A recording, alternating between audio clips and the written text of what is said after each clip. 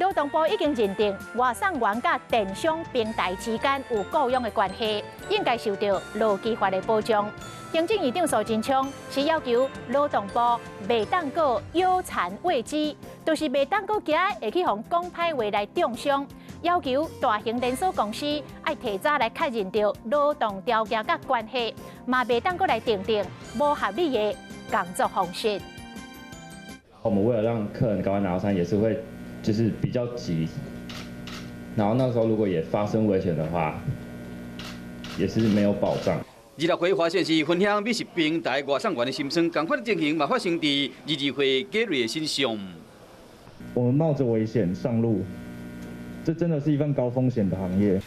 因家立委议员真情希望讲会使组一个工会，其实外送员若是讲有头路，就有路保。要搁兼差趁外劳啊，出代志根本无法度理赔。另外，投保强制险甲第三人的责任险，发生意外，保险公司有可能无要赔。契约关系既然已经有认定的话，其实当然都有受到劳基法以及我们劳动相关法令的一个保障。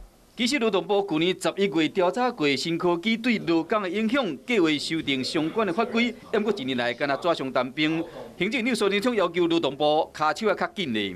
这种财力雄厚的公司雇佣这么多人，尤其是年轻人，应该劳动部要及时的，不必有产危机，应该要对于各种劳动条件关系都要及早确定。